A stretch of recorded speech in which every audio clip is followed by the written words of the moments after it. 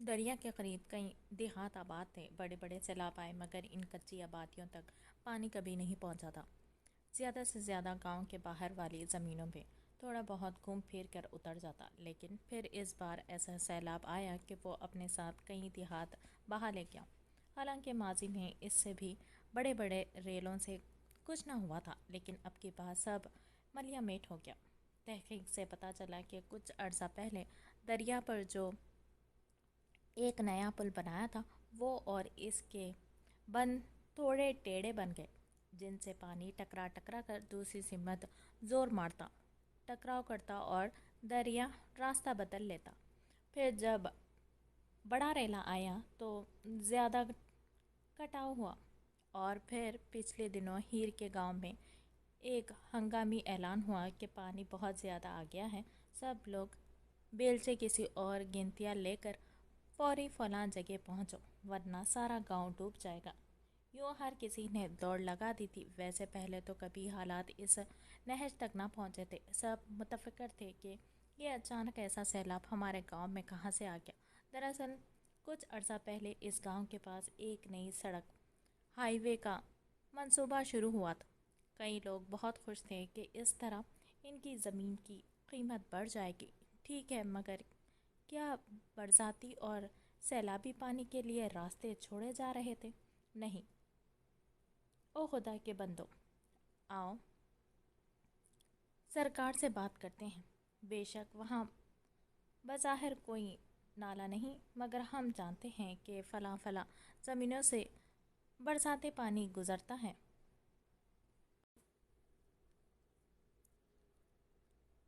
خیر، سرکار کے کان پر جوں بھی نہیں رینگی۔ الٹا سرکاری ٹوپوگرافر نے بلڈی سویلن کو ڈانٹتے ہوئے کہا کہ انجینئر میں ہوں یا آپ اس ٹوپوگرافر کو ٹھیک پہچانتے ہیں۔ اب ہر جگہ ایسے ہی لوگ بیٹھے ہیں۔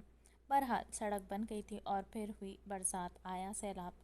ایک بند کی صورت سڑک نے پانی کو روک دیا تھا۔ اوپر سے مزید پانی آتا گیا اور اس کی سطح بلند سے بلند تر ہونے لگی۔ پانی آبادی کی طرف بڑھنے لگا اور کئی گھروں کو متاثر کر گیا۔ لوگوں نے دہائی دینی شروع کی کہ سڑک توڑو ورنہ دیہاتوں کے دیہات ڈوب جائیں گے۔ زیرینہ کثرت سے استغفار کرو تاکہ اللہ کا غضب کم ہو اور اللہ ہم پر رحم کرتے ہوئے اس عذاب آزمائش کو ہم سے اٹھا لے اور ہمیں معاف کر دے۔ یاسر کے منہ سے ابھی یہ الفاظ نکلے ہی تھے کہ ایک تیز سیلابی ریلے نے ان کے کچے مٹی سے بنے گھر کو شکنجے میں جکڑے اپنے ساتھ بہاتا لے گیا۔ چھت یاسر اور زرینہ پر گری تھی اور وہ موقع پر ہی دم توڑ گئے تھے۔ ان کی لاشیں تیز سیلابی ریلے میں بہہ کر نہ جانے کدھر ڈوب گئی تھی۔ درخواست پر درخواست کرنے کے باوجود بھی غفلت کی نیند سوئی انتظامیہ خراٹے بھرتی رہی۔ ہر گزرتے لمحے کے ساتھ مزید گھر ڈوب رہے تھے۔ جب کوئی حل نظر نہ آیا تو لوگوں نے احتجاج کرتے ہوئے سڑک بند کر دی تھی۔ تب کہیں جا کر افسران موقع دیکھنے آئے تھے اور وہی کہہ کر کل درخواست مزید اوپر بھیج دیتے ہیں۔ جیسے ہی درخواست و بجٹ منظور ہوگا تو سڑک میں بڑے بڑے پائپ ڈال کر پانی کا راستہ بنا دیں گے۔ لوگوں نے کہا کہ ہمارے پاس اس منظوری تو کیا، کل تک کا بھی وقت نہیں۔ جس رفتار سے پانی بڑھ رہا ہے، صبح تک تو ہمارے سارے گھر ڈوب جائیں گے۔ آپ سڑک توڑتے ہیں تو ٹھیک ہے، ورنہ ہم بیلچے لے آئے ہیں اور خود ابھی کے ابھی توڑ دیں گے۔ جس محکمے نے جو اکھاڑنا ہے اکھاڑ لے۔ اعلیٰ افسران حالات عوامی ڈنڈے کی نزاکت سمجھ گئے اور بولے کہ کاغذی کارروائی بعد میں ہوتی رہے گی، آؤ سڑک توڑتے ہیں۔ مگر ان سب کے بچاؤ کی تدابیر کرنے سے پہلے ہی ایک تیز بہاؤ سیلابی ریلے کے ان کے گاؤں میں قہر برپا کر دیا اور جان و مال مویشی سب اس تیز سیلابی ریلے کی نظر ہو گئے تھے۔ کیا انسان یوں ہی کیڑے مکوڑوں کی طرح مرتے رہیں گے؟ اللہ سونا میرا رانجھا ملا دینا۔ وہ درگاہ پر کھڑی آسمان کی طرف نظر اٹھا کر دیکھتے ہوئے اللہ تعالیٰ سے مخاطب تھی۔ آس پڑوس کے کافی گاؤں سیلاب کی زد میں آ کر ڈوب چکے تھے۔ وہ بہت خوفزدہ تھی، اسی لیے آج درگاہ آئی تھی دعا کے لیے۔ وہ اپنی مخصوص پنجابی زبان میں دعا گو تھی۔ دنیاوی چیزوں میں کیا رکھا ہے؟ یہ پیسہ، گاڑی، بنگلہ کچھ بھی نہیں میرے لیے۔ میں تو بس اتنا چاہتی ہوں کہ جو میرا ہم سفر ہو وہ مجھ سے بھی زیادہ اللہ کے قریب ہو۔ میں جہاں یہ کہوں کہ یہ کام نہیں ہو سکتا، وہ وہاں یہ کہے کہ رب وسیلہ بنا دے گا۔ جہاں میرا ضبط ٹوٹنے لگے وہاں وہ میرا ہاتھ تھام کر کہے جس نے باقی وقت گزار دیے ہیں وہی رب یہ وقت بھی گزار دے گا۔ جو بھری محفل میں مجھے اپنے نام سے پکارے اور فخر سے کہے۔ کائنات کی حسین نعمتوں میں میری بیوی کا نام سر فہرست آتا ہے، جو تپتی ہوئی دھوپ میں سایہ بن کر میرے ساتھ چلے، جو وقت تہجد میرے ساتھ مل کر رب کو منایا کرے، جو معجزوں کو 400 محسوس کرے، جو رات کو کھلے آسمان تلے بیٹھ کر میرے ساتھ تارے گنا کرے، جو میری جانب دیکھ کر مسکرایا کرے، جو کوئی گندی نظر مجھ پر نہ پڑنے دے، جو سارے کائنات سے مجھے چھپا کر رکھے، جو اس جہاں میں ہاتھ تھامے اور اس جہاں تک لے چلے، جو روز محشر مجھے لے کر بہشت میں داخل ہو۔ رب سوہنا اور بھی وہ اپنی خواہشات بیان کرتے ہوئے رکی اور پھر سے دعا کرنے لگی۔ یا اللہ ہم پر سے اس آزمائش اور عذاب کو ہٹائیں، آپ تو رحمان و رحیم ہیں، اپنے بندوں کو 70 ماؤں سے زیادہ چاہتے ہیں۔ اللہ ہمارے گناہوں کو معاف کر دے۔ اللہ پاک ہم بہت گناہگار ہیں، لیکن آپ تو فرماتے ہیں کہ میرے بندے مجھ سے مانگتے ہیں تو میں عطا کرتا ہوں۔ آپ نے ہی تو قرآن میں فرمایا کہ میں بخشنے والا رحم کرنے والا ہوں۔ آپ کو آپ کے رحمان ہونے کا واسطہ ہے، اللہ ہمارے گاؤں پر سے اس عذاب کو ہٹا لے، ہم سب کے گناہوں کو معاف کر دے۔ جو لوگوں اس سیلاب سے متاثر ہوئے ہیں ان پر رحم فرما دے۔ اللہ ان کے پاس نہ سر چھپانے کو چھت ہے اور نہ کھانے کو اناج، سب کچھ تباہ ہو گیا ہے۔ آپ تو سب جانتے ہیں نا، کتنے لوگوں نے اپنے پیاروں کو اپنی نظروں کے سامنے ڈوبتے دیکھا ہے، کتنے تکلیف دہ منظر ہوگا ان کے لیے۔ اللہ پاک جو انتقال کر گئے ہیں ان کی مغفرت فرما، انہیں جنت الفردوس میں جگہ عطا فرما، اور جو لوگ بیمار ہیں انہیں شفا کا کامل عطا کر، اور جو لوگ اس مشکل وقت میں متاثر ہوئے ہیں ان کی مدد کر، ہم پر سے اس عذاب کو ہٹا دے، ہمیں معاف فرما دے۔ اللہ ہم اس قابل بھی نہیں کہ آپ کے حضور کھڑے ہو کر مانگے کچھ، لیکن ہمارا سہارا آپ ہی ہیں۔ اللہ پاک آپ کو ہی ہماری مدد کرنی ہے۔ اللہ پاک اس بارش کو روک دیں یا رحمت کا بنا دیں، اس سیلاب کو روک دے۔ اللہ پاک یہ چیزیں بس آپ کی کن کی منتظر ہے، ہم سب آپ کے کن کے منتظر ہیں۔ اللہ پاک آپ اس عذاب کو ہم سے ہٹا کر ہم پر رحم فرما دیں، ہمیں معاف کر دیں، ہم سے راضی ہو جائیں، آمین۔ ہیر یہ کیسے ہوا؟ دیکھ کتنا گہرا زخم آیا ہے تیرے پاؤں کے تلوے میں۔ صابر چودھری جو کھیتوں سے نکل کر درگاہ کی طرف آ رہا تھا، راستے میں ہیر کو اکیلے دیکھ کر رکتے ہوئے پوچھنے لگا۔ ہیر سر جھٹک کر آگے بڑھنے لگی۔ ہیر تو سن رہی ہے؟ اسے چپ چاپ چلتے دیکھ کر صابر نے تیکھے لہجے میں پوچھا تھا۔ ہاں سن رہی آن، واپس آ رہی سا تے بے دھیانی چلتے ہوئے سڑک کنارے کسی نوکیلے کانچ دے ٹوٹے تے پیر آ گیا۔ ہیر کی آواز میں ہمیشہ کی طرح نرماہٹ تھی، لیکن اس بار اس کی آنکھیں اس زبان کا ساتھ دینے سے قاصر تھی۔ اسے یہ صابر ایک آنکھ نہیں پاتا تھا، ہر وقت چھچوری حرکتیں کرتا اسے زہر لگتا تھا۔ اچھا چل آ مرہم پٹی کروا دوں۔ صابر کو اس کا نگاہ چرا کر گزرنا سخت ناگوار گزرا تھا۔ اس نے ہیر کی کلائی دبوچ کر اسے اپنی طرف گھسیٹا تھا تو ہیر نے جواباً اس کے ہاتھ سے اپنی کلائی آزاد کروانی چاہی۔ اسی کشمکش میں اس کی کلائی میں موجود داشاب کی دی گئی کانچ کی چوڑیاں ٹوٹ گئی تھی، چوڑیوں سے بھری لیکن زخمی کلائی دیکھ کر معلوم پڑ رہا تھا کہ صابر نے بہت بے دردی سے اس کی کلائی کو مروڑ کر ٹوٹی کانچ کی چوڑیوں سے اسے ان زخموں سے دوچار کر دیا تھا۔ ہیر نے اس کے جارحانہ تیروں سے فرار حاصل کرنے کے لیے تیز دوڑ لگا دی تھی۔ وہ اندھا دھند بھاگنے لگی، مگر بار بار پیچھے مڑ کر دیکھ رہی تھی کہ صابر کہیں اس کے پیچھے تو نہیں آ رہا۔ اس کا دھیان پیچھے بھاگ کر آتے ہوئے صابر پر تھا۔ اسے اچانک گاؤں میں داخل ہونے والے سیلابی ریلے نے اسے اپنی طرف لپیٹ میں لے لیا تھا، اور ہیر بھی اس پانی میں ڈوبنے لگی تھی۔ شخص کو دیکھنے کی کوشش کی जिसकी नीली आंखों में शायद खुशी की चमक फूट रही थी। सब गवाह एक तरफ चुपचाप खड़े इसके जवाब का इंतजार कर रहे थे। काजी साहब ने गुमसुम बैठी आस को जवाब तलब नजरों से देखा। अब वो शरई तौर पर अपने सारे जुमला हुकूक इस शख्स के नाम करने वाली थी। फरार का कोई रास्ता नहीं था। इसका दिल डूबा जा रहा था। इसने लंबी सांस लेकर खुद को टूटने से संभाला था। ऐसा लग रहा था जैसे वो अपनी जगह पर जम सी गई हो। जो ही इसकी बुरी आंखें जोरेज बिलोच की मैसूर को नीली आंखों से मिली थी, इसे अपना सांस अटकता हुआ महसूस हुआ। इस पर नजर पड़ते ही जोरेज खुशी के मारे अपनी जगह से उठ खड़ा हुआ था। इतना उतलावलापन भी अच्छा नहीं है। किसी ने पीछे से इसे छेड़ा था। इसने गर्दन मोड़कर अपने पीछे खड़े आरिश की तरफ देखा, जो घर के साथ सादा से कपड़ों, जीन्स और ब्लैक शर्ट पहने भी काफ़ी हैंडसम लग रहा था। जैसे कि तुम उतावले नहीं हो, इसने भी बदले में इसे छेड़ा था। आरिश बिलोच ने इसे घूर कर देखा था, जैसे वो नहीं जानता था कि वो किस बारे में बात कर रहा है।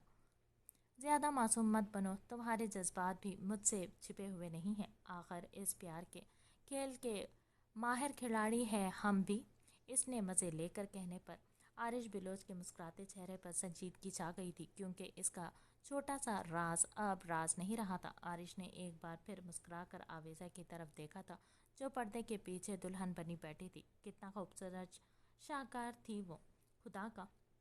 चंद सातों में खुदा के इस शाहकार पर सिर्फ आरिश बिलोच का हक कायम होने वाला था। हादिया ने आस के पास खड़े हुए इसके शाने पर दबाव डाला था। कबूल है, इसने आहिस्ते से फड़फड़ाते हुए लबों से जवाब दिया था। आंसू टूटकर गालों पर बिखरने लगे थे। क्या सोचा था और क्या हो गया था? जोरेज बिलोच, क्या आप आज बिलोच बिनते हाद बिलोच को शर्तन और कानूनन अपने निकाह में लेने के लिए राजी हैं? कबूल है मेरी जान, मुझे दिल से कबूल है, जोरेज बिलोच ने पहली दो बार काजी ऊंची आवाज़ में कहा था, लेकिन तीसरी बार आहिस्तगी और काफ़ी नरमी से जवाब दिया था। चारों तरफ मुबारकबाद का शोर उठ गया था। आज इसके लफ्ज़ों पर हैरान सी बैठी थी। मौलाना साहब ने अब आवेजा का निकाह पढ़वाना शुरू किया था। आवेजा बिलोच बिनते हाद बिलोच, क्या आपको आरिस बिलोच वल्द आतिश बिलोच सिक्का राजुल वक्त 25 लाख हक महर के तहत निकाह कबूल है। पहले ज़माने में लड़कियां पैदा होते ही जिंदा दरगोर कर दी जाती थी। वो रिवाज आज भी वही है, बस अंदाज बदल गया है। आविज़ा उम्मीद भरी नम आंखों से दरवाजे पर देख रही थी। न जाने इसे किसकी आमद का इंतज़ार था। वो आखिरी लम्हात इस पर अजाब बनकर गुजर रहे थे। दिल मचल मचल कर यही पुकार रहा था, आवेजा इनकार कर दे। मगर जब वो अपने बाप की उम्मीद भरी आंखों की तरफ देखती तो खुद को इनके बेजोड़ फैसले की भेंट चढ़ाने को तैयार हो गई। एक तरियाक भरा घूंट इसने अपने अंदर उड़ेलने का फैसला कड़े दिल से किया। कबूल है, इसकी लड़खड़ाती हुई आवाज़ बमुश्किल से इसके याकुती लबों से बरामद हुई थी।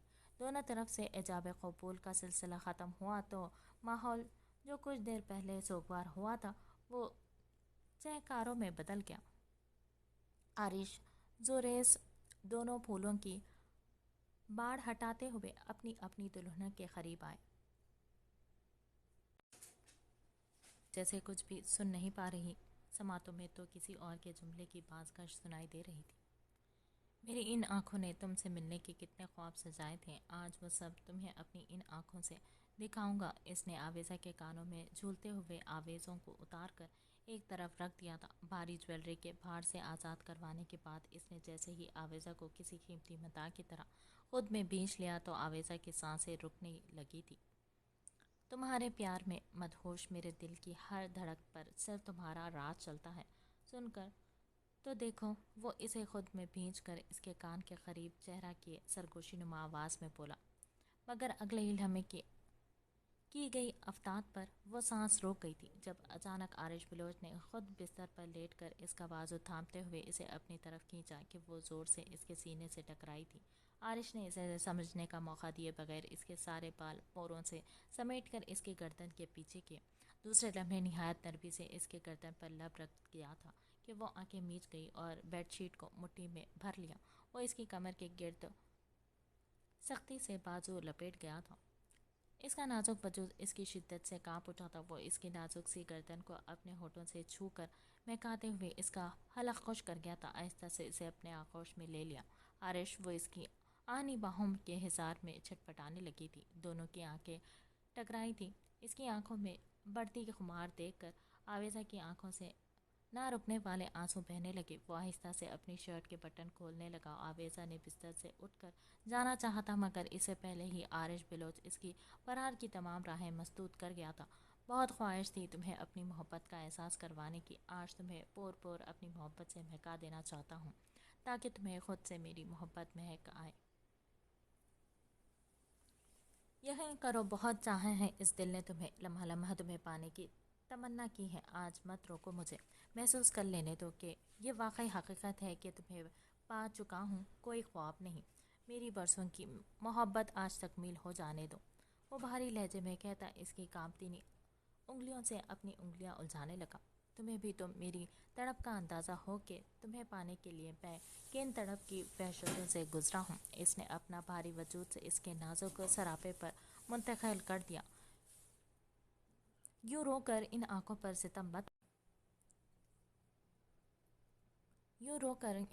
ستم مت کرو۔ ویسے اگر ستم کے بدلے تمہاری وفا، تمہاری محبت ملے تو ہر ستم دل و جان سے منظور ہے۔ بس ایک اشارہ کرنا، تمہارے لیے دل کیا چیز ہے، میری جان بھی حاضر ہے۔ اس نے انگلیوں کے پوروں سے اس کے رخسار کو سہلاتے ہوئے بوجھل آواز میں کہا۔ اس نے ہاتھ بڑھا کر کمرے کی لائٹ بند کر دی تھی تو چاروں سو اندھیرا چھا گیا۔ کمرے میں عارش بلوچ کی مدھم پیار بھری سرگوشیاں گونج رہی تھی، وہیں آویزہ کی دبی دبی سسکیاں۔ براق اس گاؤں میں پہنچ چکا تھا۔ پولیس اور فوج نے وہاں پہنچ کر اس گاؤں کے لوگوں کو ریسکیو کر لیا تھا مگر ڈاکٹرز کا تو انہیں ہی کرنا تھا۔ کافی سارے کچے گھر ٹوٹ گئے تھے، بہت سے لوگ کے مال اور مویشی بھی سیلابی ریلے میں بہہ گئے تھے۔ انہوں نے متاثرین افراد کے لیے خیمے لگا دیے تھے۔ حکومت نے راشن کا سامان مہیا کیا تھا جو گاڑیوں میں آ رہا تھا۔ براق وہاں آیا تو کئی متاثر افراد کا چیک اپ کیا تھا اور ان کا بروقت علاج کیا۔ مختلف خیموں میں جا کر وہ باری باری سب کو دیکھ رہا تھا۔ ایک خیمے سے چیک اپ کر کے باہر نکل ہی رہا تھا کہ ریسکیو ٹیم کے سپاہی ایک بے ہوش لڑکی کو چارپائی پر ڈالے اسی طرف لے آئے تھے اور اسے وہاں چھوڑ کر پھر سے واپس چلے گئے۔ گاؤں کے کچھ لوگ جو بچ گئے تھے وہ اس کے ارد گرد جمع تھے۔ اس کے پیٹ میں پانی چلا گیا ہے، وہاں موجود ایک آدمی نے کہا۔ براق پہلے ہی اس لڑکی کو دیکھ کر ساری سچویشن سمجھ چکا تھا مگر شش و پنج میں مبتلا تھا کہ اسے کیا کرنا چاہیے اس موقع پر، کیونکہ اس کا چیک اپ کرنے کا سامان ابھی تک اس کے پاس نہیں تھا۔ اسے بتایا گیا تھا کہ میڈیسن اور سامان بس پہنچنے ہی والا ہے۔ بالآخر اس نے اس کی جان بچانے کا فیصلہ لے ہی لیا تھا اور اس کے پاس آیا۔ وہ کم عمر لڑکی تھی، سرخ و سفید رنگت، کھڑی ستواناک، اس میں چمکتی نوز پن۔ رات کا وقت تھا، چاند اپنے آب و تاب سے چمک رہا تھا اور اپنی چاندنی بکھیر رہا تھا۔ چاند کی روشنی میں اس کا نوخیز سراپا آنکھوں کو خیرہ کر رہا تھا۔ براق سر جھٹک کر گھٹنوں کے بل بیٹھ گیا۔ اس نے ایک ہاتھ کی انگلیوں سے اس کی ناک کو بند کیا اور دوسرا ہاتھ اس کے پیٹ پر رکھ کر دباؤ بڑھایا تھا۔ یقیناً اب اس کے سوائے راستہ نہیں تھا۔ اس کی جان بچانے کے لیے یہ بہت ضروری فعل تھا ڈاکٹر براق کا۔ تبھی وہ لمحہ بھر کو اسے دیکھنے کے بعد اس کے معصوم چہرے پر جھک گیا تھا۔ اس کے نرم گداز شنگریفی ہونٹوں پر اپنے احمری ہونٹ رکھتے وہ اسے مصنوعی سانس فراہم کرنے لگا۔ دماغ مختلف سوچوں کی آماجگاہ بن چکا تھا مگر اس کا فرض اس سب سے پہلے تھا۔ اس کے لیے اپنے مریض کی جان بچانا اولین ترجیح تھی۔ وہ اپنی سانسیں اس کے بے جان وجود میں اڈیل کر اس کی جان بچانے کی تگ و دو کرنے لگا۔ اس عمل سے اس کی جامد سانسیں بہت مشکل سے بحال ہوئی تھی۔ وہ زوروں سے کھانسنے لگی۔ اس کی سانسیں بحال ہوتے دیکھ کر ڈاکٹر براق کی جان میں جان آئی تھی۔ Are you okay now? وہ اس پر جھکا اس سے دریافت کر رہا تھا۔ بہت گہرے سانس لیتے ہوئے وہ نیم فاں آنکھوں سے اسے دیکھنے لگی۔ چاند کی مدھم روشنی میں اس کی صورت واضح تھی۔ وہ نیلی آنکھوں والا خوبرو چہرہ جیسے اس کے خیالی دنیا سے نکل کر حقیقت میں سامنے آ گیا تھا۔ اس تمام عرصے میں وہ خود کو ہواؤں میں اڑتا ہوا محسوس کر رہی تھی۔ لبوں پر کچھ عجیب سا احساس اور ذائقہ محسوس ہو رہا تھا۔ وہ استفہامیہ نظروں سے اسے دیکھ رہا تھا۔ اس وقت وہ اس کے بے انتہا قریب تھا۔ اس کی گرم سانسوں کی تپش ہیر کے چہرے کو جھلسا رہی تھی۔ وہ ہونٹ سختی سے ایک دوسرے میں پیوست کیے اس کی جانب دیکھنے لگی۔ آپ ٹھیک ہے نا؟ اس نے ایک بار پھر سے دھیمے لہجے میں اس کے ہاتھ پر ہاتھ رکھ کر اسے ہلاتے ہوئے بولا تھا۔ ہیر کا نازک سا ہاتھ اس کے مضبوط ہاتھ میں مقید تھا۔ یقیناً ایک گئی ہوئی جان اس مسیحا کی بر وقت کی گئی ٹریٹمنٹ سے واپس لوٹ آئی تھی۔ اس کا بکھرا سانس بحال ہو گیا تھا۔ صرف اور صرف اس کی بدولت اسے دوبارہ زندگی ملی۔ بے جان بے حس و حرکت وجود میں فقط اس کے اقدام کے باعث اس کی زندگی واپس لوٹ آئی تھی۔ اسے بلاشبہ اس کا مشکور ہونا چاہیے تھا اور دو بول شکریہ کے ادا کرنے چاہیے تھے، مگر وہ خود بولنے کے قابل کہاں رہی تھی۔ اسے سامنے دیکھ کر فقط پھر سے آنکھیں موند گئی تھی۔ کچھ دیر پہلے کا دھندلا سا منظر اور اس کا جان لیوا احساس ایک بار پھر سے اس کی جان فنا کر دینے کو کافی تھا۔ ٹھنڈی نہیں ہوئی اور تم یوں جان چھڑوا کر چل دی؟ وہ اپنی بڑی بڑی مونچھوں کو تاؤ دیتے ہوئے خباثت زدہ نظروں سے اسے دیکھتے ہوئے بولا۔ صابر اس وقت ہیر کو اکیلا وہاں جاتے دیکھ کر پھر ہر بات بھول چکا تھا۔ بس اسے کسی بھی طرح اپنا شکار بنا لینے کی دھن اس کے سر پر سوار ہو چکی تھی۔ ہیر آج تنہا اس کے بالکل سامنے تھی، جسے اس نے کب سے پانے کا سوچا تھا۔ آج وہ اس کے بہت پاس تھی تو جانے کیسے دیا۔ کیا؟ ہیر ہکا بکا کھڑی اپنے سامنے کھڑے ہوئے صابر کو جانچتی نظروں سے دیکھنے لگی، جو اسے ناقابل فہم لگا تھا۔ ہیر کو اپنا دماغ سرسراتا ہوا محسوس ہوا تھا۔ اسے خطرے کی گھنٹیاں بجتی ہوئی دکھائی دی تھی۔ وہ بنا کچھ سوچے اس سے بچنے کے لیے تیزی سے اندھا دھند بھاگی تھی، مگر اسے سمجھ نہیں آ رہا تھا کہ اس پہر وہ جائے تو جائے کہاں۔ وہاں کچی سڑک پر گاڑی کھڑی تھی، وہ اس میں چھپی، مگر وہ نہیں جانتی تھی کہ وہ چاہے جتنی تیز تراری دکھا دے، شکاری بہت چالاک پر لمحہ گھات لگائے اس کے فراق میں تھا۔ وہ بھی بھاگتے ہوئے اس کے پیچھے آیا تھا۔ ہیر کو کچھ دیر پہلے ایک عورت نے شال اوڑھنے کے لیے دی تھی، اس کے بدن پر موجود تھی، جس کا ایک سراں گاڑی سے باہر لٹکتے اس کی موجودگی کا پتہ دے رہا تھا۔ صابر کی عقابی نظروں سے یہ منظر مخفی نہ رہ سکا تھا اور اس نے لمحوں کی بھی تاخیر کیے بنا اسے جا لیا تھا۔ صابر! پھنسی پھنسی آواز بمشکل سے اس کے حلق پر برآمد ہوئی تھی۔ اسے اپنی آواز خود اجنبی لگی تھی۔ بہت سی باتیں کرنی ہے تجھ سے ہیر۔ آج صبح بھی تو میرے بات سنے بنا ہی بھاگ گئی تھی، ابھی تک تجھے چھو کر بھی نہیں دیکھا۔ وہ خباثت زدہ نظروں سے اسے دیکھتے ہوئے استہزائیہ انداز سے ہنسا تھا۔ اس کی بات پر تو ہیر کی یوں کیفیت طاری تھی جیسے کاٹو تو بدن میں لہو نہیں، بالکل گمسم، ساکت و جامد۔ وہ بدحواس نظروں سے وہ اسے دیکھ رہی تھی۔ زبان سنبھال کے وہ بظاہر ہمت مجتمع کیے نڈر انداز میں بولی، مگر اندر سے بہت خوفزدہ تھی۔ لاشعوری طور پر وہ گاڑی میں بیٹھی ذرا پیچھے کو کھسکی تھی۔ سنبھل کر، اس نے استہزائیہ انداز میں کہا لگایا تھا۔ ایسی جوانی کو دیکھ کر کون سنبھلتا ہے بھلا؟ اس ڈاکٹر کے منہ تو بڑے خوش ہو کر لگی تھی۔ میرے منہ لگنے سے کیا تکلیف ہے؟ وہ کاٹ دار آواز میں بولا تو ہیر کے تن بدن میں سنسنی سی دوڑ گئی تھی۔ وہ اس کی بات سن کر حواسوں میں لوٹ آئی تھی۔ اسے احساس ہونے لگا تھا کہ وہ اس وقت کس مصیبت میں گرفتار ہو چکی ہے۔ اسے آنے والے وقت کی سنگینی کا اندازہ ہو چکا تھا۔ وہ جو آہستہ آہستہ اس کی طرف آ رہا تھا، اس نے اپنی بڑی بڑی غلافی آنکھیں کھول کر بے یقینی سے اس شیطان صفت انسان کا چہرہ دیکھا، جس پر شیطانیت مکمل طور پر اپنا تسلسل قائم کر چکی تھی۔ مگر ہیر کی عقل کام کرنے سے قاصر تھی کہ وہ اس بھیڑیے سے کیسے بچے۔ ہیر نے پھرتی دکھاتے ہوئے گاڑی کے دوسری طرف کے دروازے سے باہر نکلی اور رات کے اندھیرے میں خالی سڑک کی طرف جانے کے بجائے وہ واپس ان خیموں کی طرف بھاگی تھی۔ وہاں کوئی نہ کوئی تو اس کی مدد ضرور کرے گا، نہیں تو کم سے کم کوئی پناہ تو مل ہی جائے گی اس شیطان صابر سے بچنے کی۔ وہ تیزی سے بھاگی اور صابر اس کی چالاکی اور تیزی دکھانے پر اش اش کر اٹھا تھا۔ بھاگ لے ہرنی، جتنا بھی بھاگنا ہے، آنا تجھے ان باہوں میں ہی ہے، وہ بلند آواز میں بولا اور اس کے پیچھے لپکا تھا۔ ہیر نے مڑ کر پیچھے نہیں دیکھا تھا اور قطار در قطار لگے خیموں سے گزرتی ہوئی آگے بڑھ رہی تھی۔ سارے خیموں کی زپ بند تھی۔ اس کی نظر دائیں جانب لگے ایک خیمے پر پڑی تھی جس کی زپ کھلی تھی۔ اس نے آؤ دیکھا نہ تھا، جھٹ اس میں گھس گئی تھی اور اپنے منہ کو اپنا چادر سے لپیٹ لیا تھا تاکہ اس کے منہ میں سے نکلنے والی سسکیاں اس میں ہی دب جائیں۔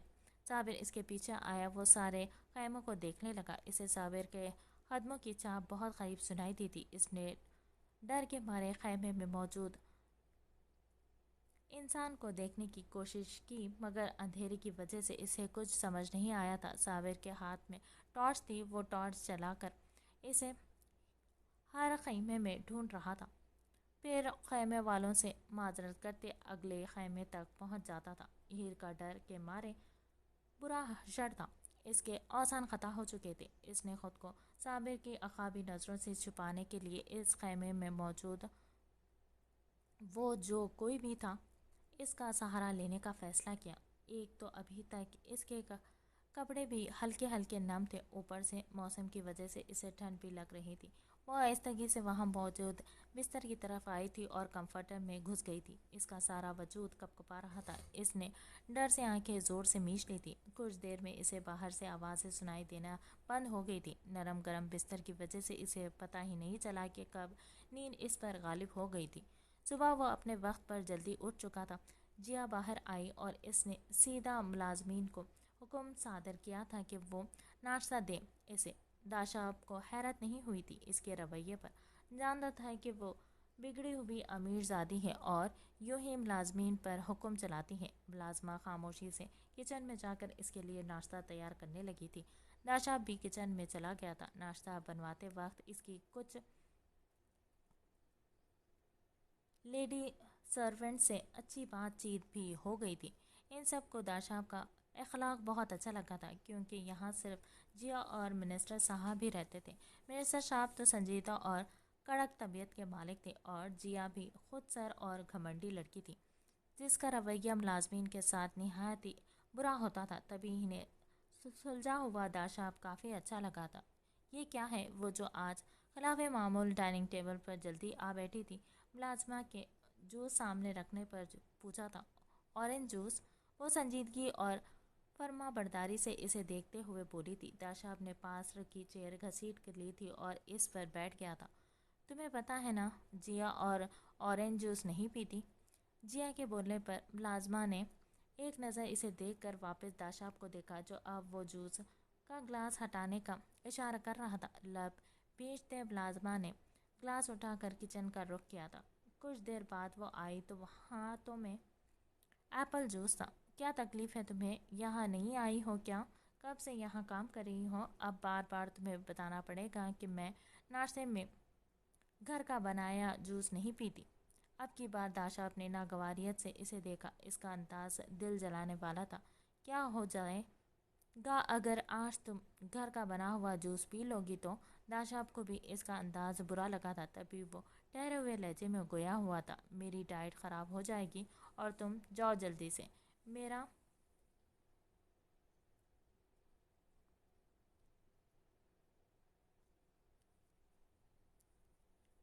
With out sugar diet juice لے آؤ، مجھے یونی بھی جانا ہے۔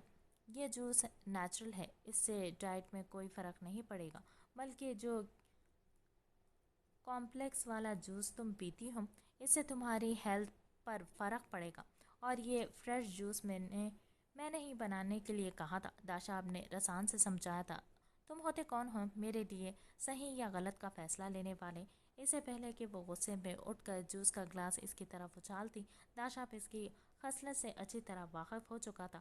وہ بروقت اپنی جگہ سے اٹھا تھا اور جارحانہ تیوروں سے اسے گھورتے ہوئے اس کے قریب آ کر اس کی کلائی پکڑ لی تھی۔ اس کی کلائی پکڑنے پر اچانک گلاس جیا کے ہاتھوں سے چھوٹا اور اس کے کپڑوں کو داغدار کر گیا۔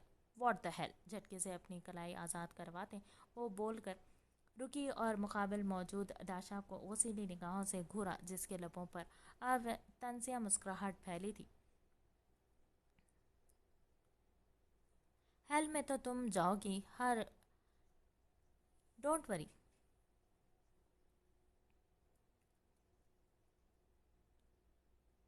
جو بڑوں کا احترام نہیں کرتا، اپنے ملازمین کو انسان نہیں سمجھتے، انہیں غلام سمجھ کر ان کا لحاظ نہیں کرتے، وہ بالکل جہنم میں ہی جائیں گے۔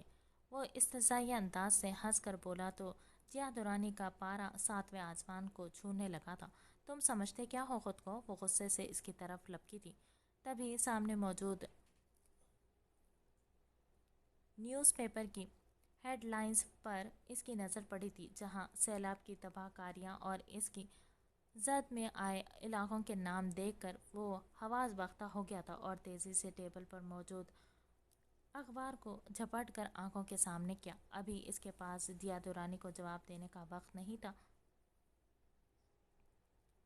آپ اپنا خیال رکھے گا اور گھر سے باہر نہ نکلیے گا، مجھے ضروری کام سے گاؤں جانا پڑ رہا ہے، پریشان کن آواز میں کہتے وہ تیزی سے باہر کی طرف بھاگا تھا۔ ضیاء درانی کشمکش میں مبتلا کھڑی تھی کہ ایسا کیا ہو گیا جو وہ ایسے بھاگا تھا۔ وہ لاپرواہی سے شانے اچکا کر اپنے کمرے کی طرف بڑھ گئی تھی۔ ملازمہ گلاس کے ٹکڑے نیچے سے اٹھانے کے بعد مڑ کر کچن میں چلی گئی تھی اور کچن میں آ کر اس نے اپنی مسکان دبائے نفی میں سر ہلایا تھا۔ وہ سمجھ گئی تھی کہ اب ان کی بگڑی ہوئی اس نک چڑی مالکن کو داشا بھی سدھار سکے گا۔ آپ آگے نہیں جا سکتے، اسے وارڈن نے آگے جانے سے روک دیا تھا۔ دیکھیے پلیز مجھے جانے دیں، وہاں گاؤں میں سیلاب کی وجہ سے نہ جانے میرے والدین اور بہن کا کیا حال ہوگا۔ داشا کو وارڈن نے راستے میں روک لیا تھا۔ حکومت کو کوشش کر رہی ہے ان لوگوں کو بچانے کی، آپ فی الحال وہاں نہیں جائیں گے، آپ کو بھی نقصان ہوگا۔ دیکھیے میں ریسکیو کرتا ہوں، مجھے جانے کی اجازت دے دیں۔ دیکھیے میں ریکویسٹ کرتا ہوں، مجھے جانے کی اجازت دے دیں، داشاب نے منت بھرے انداز میں ان سے کہا تھا، مگر وہ اس کی کوئی بھی بات سننے کو تیار نہیں تھی۔ وہ مخمصے میں پھنستے پیشانی کو پوروں سے سہلاتے ہوئے گہری سوچ میں پڑ گیا تھا کہ اب اسے کیا کرنا چاہیے۔ وہ وہیں ادھر ادھر چکر کاٹ رہا تھا کہ اسے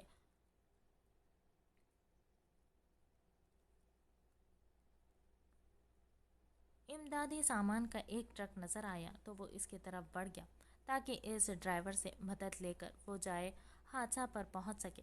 ہادیہ جب صبح اٹھی تو وہ آس کے پاس آئی تھی۔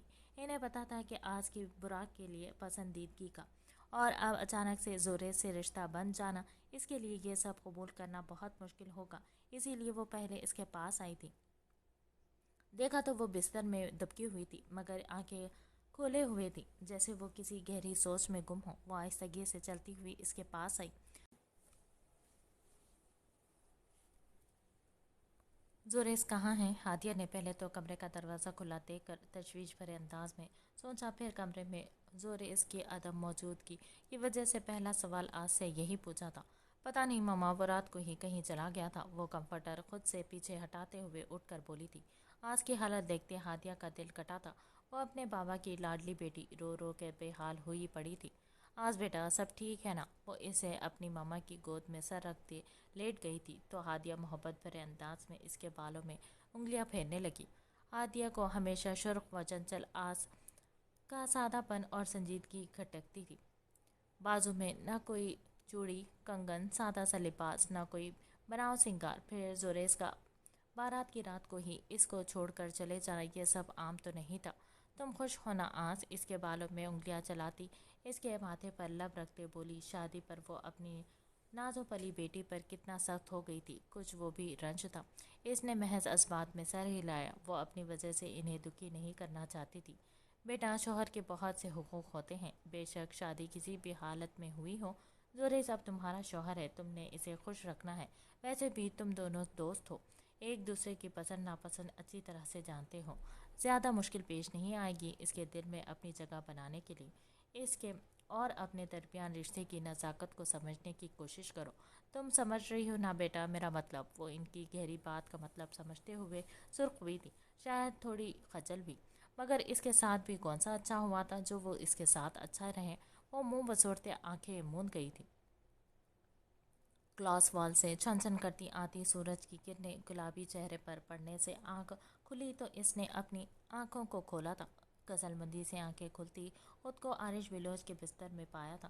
صبح کا وقت تھا، شاید سویرا چڑھ آیا تھا۔ مدی مدی آنکھیں کھولنے تو سارا کا سارا منظر کسی خوفناک سیراب کی طرح آنکھوں کے سامنے لہرایا تھا۔ نہ وجود میں جنبش بھی تھی، نہ پلکیں جھکی تھی۔ اپنا آپ نیم مردہ سا محسوس ہوا تھا۔ اس کی زندگی میں رات کیسا طوفان آیا تھا، ایسا طوفان جو اس کی کل متاع سب کچھ چھین کر اپنے ساتھ لے گیا تھا۔ اس کے سینٹ کی خوشبو اب وہ پہچاننے لگی تھی۔ دل کو دھڑکا سا لگا تھا، آنکھیں پوری واہ کی وہ درد سے دوہری ہوئی تھی۔ کیسے وہ اسے کسی دیو کی طرح اس پر گرفت جمائے رہا تھا ساری رات۔ اسے اپنے بدن میں درد محسوس ہوئی اور کمر اکڑی ہوئی لگی رہی تھی۔ اس نے نظریں گھما کر بستر پر دیکھا، جہاں اس کی کانچ کی چوڑیاں ٹوٹ کر بکھری ہوئی تھی۔ گجروں سے ٹوٹ کر بکھرے مرجھائے پھول اور سلوٹے زدہ بستر گزری رات کی چیخ چیخ کر گواہی دے رہے تھے۔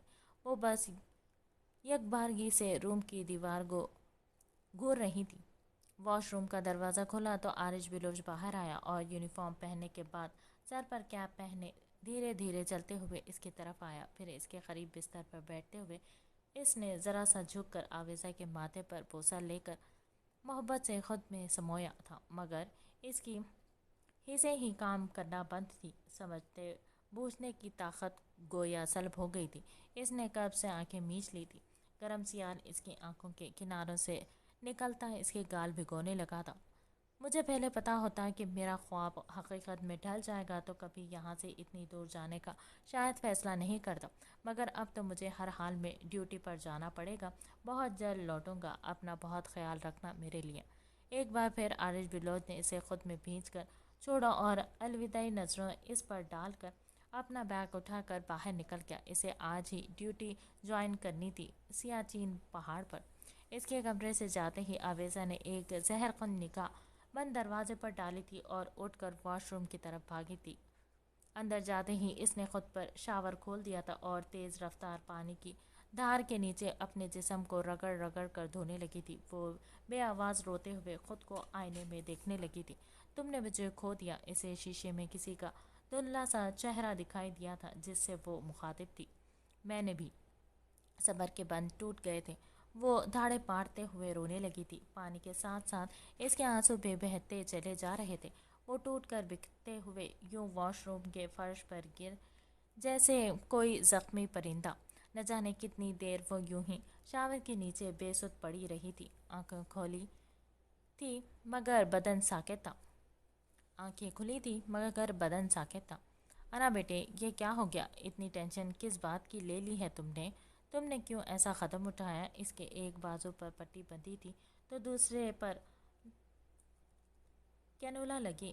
ہاتھ کو تھامتے چاہت کے آنسو سے نکلنے لگے تھے۔ اس سے چھوٹی چھوٹی باتیں کی تھی مگر اس کی طرف سے رسپانس صفر تھا، یوں جیسے سب نا آشنا ہو، وہ انہیں جانتی ہی نہ ہو۔ وہ خالی خالی نظروں سے ہاسپٹل کے کمرے کی چھت کو گھورتی چلی جا رہی تھی۔ زوریز نے چاہت کو دیکھ کر خود اس سے بات کرنے کی کوشش کی۔ انا، کچھ تو بولو۔ بابا کہہ رہے تھے آپ کو مائنر اینزائٹی اٹیک بھی آیا تھا۔ بی پی تو ویسے ہی آپ کا لو رہتا ہے۔ اتنی ٹینشن کس بات کی لی ہے تم نے؟ جلدی سے ٹھیک ہو جاؤ۔ تم نے تو رات کو مجھے کمرے میں جانے سے روکا اور نہ ہی کوئی رسم کی۔ بھلا ایسا بھی کوئی بہن کرتی ہے اپنے بھائی کی شادی پر؟ زوریز نے ہلکے پھلکے انداز میں کہتے ہوئے اس کا موڈ بحال کرنا چاہا مگر اس کی چپ نہ ٹوٹی تھی۔ چند ہی ثانیوں میں ڈاکٹر یارم بلوچ اس کے لیے جوس لے کر آئے اور آ کر اس کے پاس آتے اس کے ہاتھ پر محبت بھرے انداز میں تھام کر کہا، آپ کو گھر میں کسی نے کچھ کہا ہے؟ انا نے دھیرے سے نفی میں سر ہلایا تھا۔ پھر اسٹڈی میں کوئی پرابلم ہے؟ اس نے بولنے کی بجائے پھر وقت نفی میں سر ہلایا تھا۔ میں نے خود ہی اپنے دل کو آگ میں جھونک دیا ہے۔ یہ آگ مجھے جینے نہیں دے گی، اندر ہی اندر جھلسا دے گی۔ کیوں بچایا آپ نے مجھے؟ ایسا سلوک کر زندگی زندہ رہنے سے بہتر تو تھا میں مر جاتی، مگر لگتا ہے میرے نصیب کی طرح موت بھی مجھ سے روٹھ گئی ہے۔ اسے تو پتہ بھی نہیں یہ آنکھیں اس کی جدائی میں کتنا روئی ہے۔ اس نے دل میں سوچا تھا، اس کی نیلی پڑی بڑی بڑی غلافی آنکھیں آنسو سے بھری تھی۔ کاش کوئی واپس مجھے وہ لا دے جو مجھ سے بچھڑ گیا ہے۔ کس سے درخواست کروں کہ اسے مجھے ملا دے؟ سوچتے ہوئے آنسو متواتر اس کے گالوں کو بھگونے لگے تھے۔ अजीब तरह से गुजर रही है जिंदगी। सोचा कुछ, किया कुछ, हुआ कुछ और मिला कुछ। अना बेटा, कोई भी परेशानी है तो बताओ बेटा, आपके मम्मा पापा, आपके भाई हैं, सब ठीक कर देंगे। यारम ने इसके हाथ को अपने हाथ में लेकर नरमी से कहा। जो खो गया है इसे कोई भी वापस नहीं ला सकता, वो आहिस्तगी से बिना बोले आंखें वापस मूंद गई थी। फिक्र मत करो, ठीक हो जाएगी, यारम बिलोज ने रोती हुई चाहत की शाने पर हाथ रखकर तसल्ली आमेज अंदाज में कहा। आरिश की कॉल आई थी, वो चला गया है। डॉक्टर वहाज की तरफ भी जाना है, आज जोल कफल की तदफीन है, जोरेज ने संजीदगी से बताया था। इस शख्स का नाम सुनते ही सारे हवास बहाल हुए थे। पलकों की जंबिश से हिस्से आंखों से मोती टूटे थे। फिर वो रोती तो लगा गोया चाहत का तो दिल ही छन्नी हो गया हो। अना आरिश बिलोच का नाम सुनकर चाहत के साथ लगी हिचकियों से रोई थी। वो इसको चुप करवाती, बात को समझने की कोशिश कर रही थी, मगर कोई सिराहात के से आगे नहीं दे रहा था। सिर्फ तबीयत खराबी पर वो इतना कैसे रो सकती थी? कुछ तो मिसिंग था, मगर क्या? अगर मजीद कोई कुछ बता सकता था तो वो अना थी, मगर वो तो ऐसे हिचकियों से रो रही थी कि थमने का नाम ही नहीं ले रही थी। जिसको मिला तो मुझे इसकी हथेली देखनी है, कैसी होती है वो लकीरें जो मेरे हाथों में नहीं। इसे पता ही नहीं चला कब वो कंफर्टर में घुसी, इसकी नरम गरम आगोश में इसके बाइसेप वाले बाजू पर सर रखे इसके कमर के गिर्द बाजू हिमायल के यूं चिपक कर सो गई थी, जैसे वो जो भी था इसे दुनिया के सर्द गरम से बचा लेगा।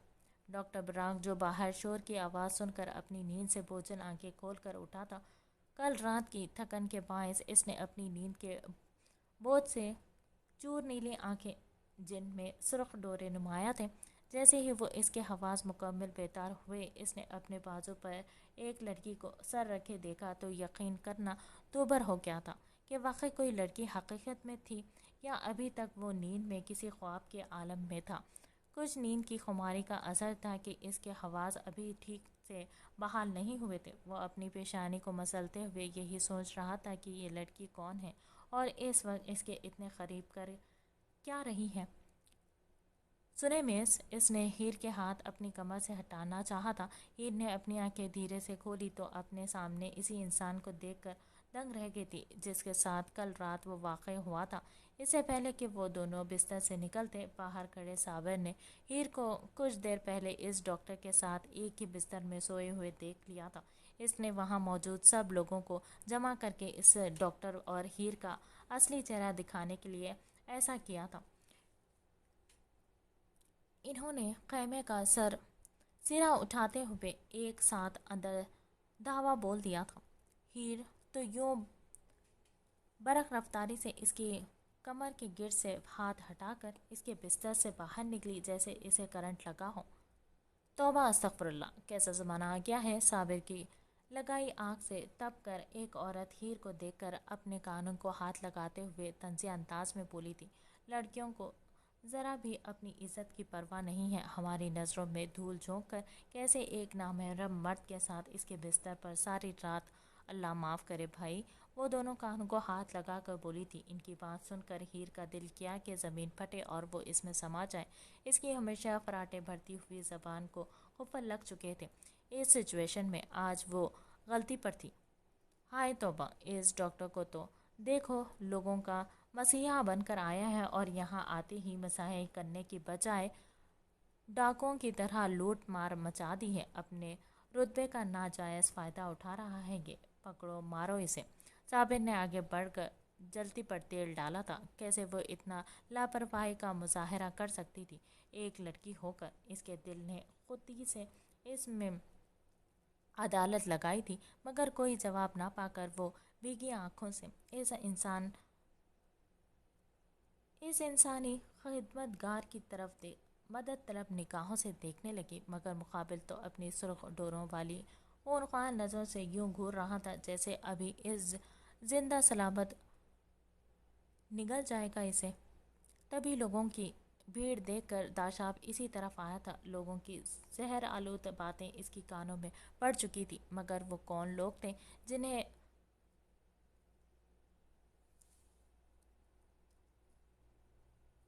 روندا جا رہا تھا۔ اس نے جب آگے بڑھ کر دیکھا تھا تو اس کے چہرے کا رنگ پھیکا پڑ گیا تھا۔ ویر، ہیر وہاں سے اٹھ کر لڑکھڑاتی ہوئے قدموں سے اس کے قریب آئی تھی اور دھواں دار روتے ہوئے اس کے سینے سے لگی تھی۔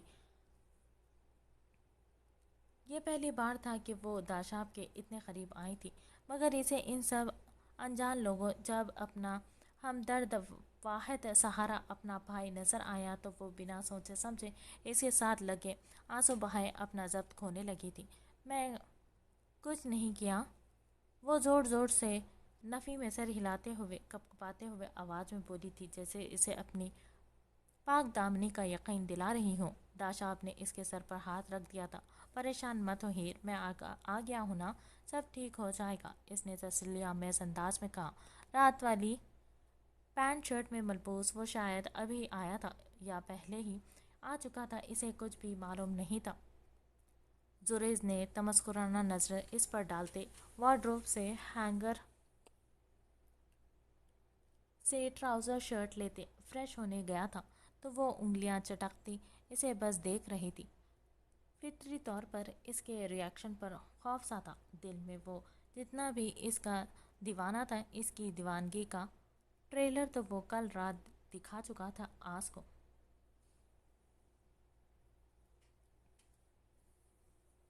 پہلے صرف اپنی محبت کا اظہار کیا تھا، مگر آج وہ اس کا شوہر بھی بن چکا تھا۔ اوف، اسے اپنا آپ شدید خطرے میں محسوس ہوا تھا۔ وہ شیشے کے سامنے کھڑی واپس اپنے گیلے بالوں میں برش پھیرنے لگی تھی۔ کچھ دیر پہلے ہی ہادیہ وہاں سے گئی تھی۔ وہ تو بات لے کر اپنی موم ہادیہ کے نکالے ہوئے کپڑے پہننے کھڑی تھی۔ وہ 10 منٹ بعد فریش سا آیا تھا، صرف ٹراؤزر میں ملبوس، بالوں کو ٹاول سے رگڑتا وہ قدم اٹھاتا اس کے قریب آ رہا تھا۔ ساری دلیری پل بھر میں ہوا ہوئی تھی۔ اب وہ اس کا شوہر تھا، سارے حق محفوظ رکھتا تھا، اوپر سے اس کی جان فنا کر دینے والی حرکات۔ اس کا دل سوکھے پتے کی مانند کپکپانے لگا تھا، مگر بظاہر وہ خود کو مضبوط بنانے کی کوشش میں مصروف تھی۔ اور اس کی رات والی حرکت، اس نے بے چینی سے نچلا لب دانتوں تلے دبا لیا تھا۔ زوریز نے ٹاول کو ہاتھ میں مڑوڑ کر بستر پر اچھال دیا تھا اور سرت سے ڈریسر کے قریب آتے اس کے دائیں بائیں ہاتھ رکھ کر اس کی فرار کی ساری راہیں مسدود کر دی۔ وہ پرشوق نگاہوں سے اسے دیکھ رہا تھا۔ اب حیا ہے تمہارا چہرہ، آب حیات آب حیات ہے تمہارا چہرہ میری جان، دیکھو اسے تو زندگی بڑے جیسے، وہ خمار زدہ آواز میں بولا تھا۔ دور ہٹو، تمہیں پتا تھا نا میں براق، وہ کڑے تیوروں سے اسے دیکھتے ہوئے کاٹدار آواز میں بولی۔ اس کی سوئی ابھی بھی براق پر اٹکی ہوئی تھی۔ تمہارے ان ہونٹوں سے میرے علاوہ اور کسی اور کا نام نہ سنوں آئندہ، وہ تنبیہ نظروں سے اسے دیکھتے ہوئے سپاٹ انداز میں بولا۔ رات وہ کافی تحمل سے اس کے ہونٹوں سے براق سے اظہار محبت برداشت کر گیا تھا، لیکن اگر وہ اسے وقت رہتے منع نہیں کرتا تو شاید وہ اسے بھول کر زوریز کو اپنانے کا سوچتی بھی نہیں۔ وہ اس کے اتنے قریب آنے پر اور اس کی کشادہ باڈی سے آتی بات لوشن کی مہک سے سٹپٹائی تھی۔ نظریں نیچی کرتی وہ مسلسل لب کاٹ رہی تھی۔ اس کی ہنوز خاموشی دیکھ کر مزید سیخ پا ہوا تھا۔ آس، ایک بات کو بار بار دہرانا مجھے پسند نہیں، کہتے ہوئے وہ تھوڑا پیچھے ہوا۔ آس نے موقع غنیمت جانا اور پلٹ کر جانے کو تھی تو زوریز نے اس کے کمر کے گرد بازو گزارتے ہوئے اسے اپنے حصار میں لیا اور ایک ہاتھ سے اس کی پشت پر بکھرے نم بالوں کو شانے کی ایک طرف رکھ دیا تھا اور ایک جھٹکے سے دانت سے کھینچ کر اس کی کمر پر بندھی ڈوری کھول دی تھی۔ آس نے شیشے میں مڑ کر لرزتی ہوئی پلکوں کی باڑ اٹھا کر اسے دیکھا۔ دل تو جیسے پسلیاں توڑ کر باہر نکلنے کو مچل رہا تھا۔ میری ساری کبرڈ بھری پڑی ہے ان چیزوں سے جن کو تم نے کبھی نظر بھر کر دیکھا تھا اور کبھی ہاتھ رکھ کر پسندیدگی سے چھوا تھا۔ میری طرف سے منہ دکھائے سمجھ لینا۔ اسے اپنی گرفت میں سٹپٹاتے ہوئے دیکھ کر وہ مدھم لہجے میں بولا تھا۔ شرعی حق رکھتا ہوں تم پر، اتنی آسانی سے جان چھڑوا نہیں پاؤ گی، سمجھی؟ وہ عالم تیش میں اس کی کمر کے انگلیاں گاڑتے اسے اپنی کشادہ سینے سے لگا گیا۔ اس کے باڈی سے ٹپکتی پانی کی بوندیں اور مہک، سب کچھ اس کے حواس معطل کرنے کے لیے کافی تھا۔ تم ایک دن میری ہر ایک چیز اپنے نام لکھوا لینا اور میں زندہ رہنے کے لیے صرف محبت ذخیرہ کروں گا۔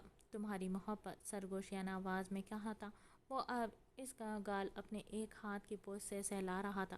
نہ جانے کیوں وہ اس کے بازو کی گرفت میں پگھلنے لگی تھی۔ چھوڑو نا پلیز، اس نے کسمسا کر کہا۔ اگر وہ کچھ نہ بولتی تو پھر وہ اپنی نظروں میں سرخرو کیسے ہوتی؟ اس نے بے بسی سے گرفت سے آزادی کی کوشش کرتے ٹوٹے پھوٹے الفاظ ادا کیے تھے۔ ایسے گھبرا کیوں رہی ہو میری جان؟ شوہر ہوں تمہارا، تمہیں تو کہیں نہیں کہتی تھی، تم ہی تو کہتی تھی تمہیں رومانٹک ہسبینڈز پسند ہے۔ اب جب رومانٹک ہونے کا ثبوت دے رہا ہوں تو میدان چھوڑ کر بھاگ کیوں رہی ہو؟ آس نے اسے شیشے میں دیکھا تو وہ تھا تو عمر میں اس سے چھوٹا، مگر خط کاٹ اور کسرتی باڈی کی وجہ سے اس سے بڑا لگتا تھا۔ زوریس کمینہ اچھے سے جانتا ہے مجھے، تبھی میری کمزوری پر وار کر رہا ہے۔ وہ دانت پیس کر رہ گئی تھی مگر آواز حلق سے نکلنے سے انکاری تھی۔ تو تم نے زبردستی مجھ سے شادی کی ہے؟ اس کے اتنے چھوٹے اور بودے اعتراض پر زوریس نے مسکراتے ہوئے اسے مزید خود میں زور سے بھینچ لیا تھا۔ شادی کیسے بھی ہوئی ہو، بس یہ یاد رکھو کہ شادی ہو گئی ہے۔ ویسے ان ناچیز کو ایک موقع دے کر دیکھو، کبھی غور سے دیکھا ہی نہیں تم نے۔ پیار کی نظر سے دیکھو گی تو پتہ چل جائے گا کہ اتنا بھی برا نہیں ہوں۔ لڑکیاں مجھے ہینڈسم کہہ کر پکارتی ہیں۔ وہ پھر سے شوق ہوتا اس کے گلے میں موجود دوپٹے کی طرف ہاتھ رکھتے جیسے اپنے ارادے پر اڑا ضد کی تکمیل چاہتا تھا۔ اس پر جھکا تھا۔ نہیں، اس نے چنگھاڑتے اپنے دوپٹے پر گرفت مضبوط کی تھی۔ کوئی حق نہیں ہے تمہارا مجھ پر، سمجھے؟ زبردستی کے علاوہ اور کچھ آتا بھی ہے تمہیں؟ اسی لیے زہر سے بھی زیادہ زہر لگتے ہو تم مجھے۔ تمہاری قربت پر مرنے کو ترجیح دوں گی میں۔ وہ حلق کے بل چلائی تھی۔ کون کافر روکنا چاہتا ہے؟ مر جاؤ نا، وہ ذومعنی انداز میں بولا تو آس نے چونک کر اس کی جانب دیکھا تھا۔ اس کی آنکھوں کی پتلیاں حیرت سے پھیلی تھی۔ اپنے اس عاشق پر مر جاؤ، تمہارا بھی بھلا ہو جائے گا اور میرا بھی، وہ بوجھل آواز میں بولا تو آس نے سٹ پٹا کر نظریں جھکا لی تھی۔ بہت ہاٹ ہو یار، پاس آؤ نا۔ وہ اس کے فراق کی کھلی ہوئی ڈوری کو دیکھ کر شرارت سے آنکھ ونگ کیے ہنسا تھا۔ آس نے سیرت سے دوپٹہ کھول کر پھیلایا تھا۔ پاس آؤ؟ پہلے منہ دھو کر آؤ، واہیات انسان۔ وہ استہزائیہ انداز سے ہنکارا بھر کر آہستہ آواز میں زیر لب بڑبڑائی تھی۔ میری جان، منہ میں تو رات کو ان مخملی گلابوں کا ایسا رس گھلا تھا جس کا اثر ابھی بھی باقی ہے۔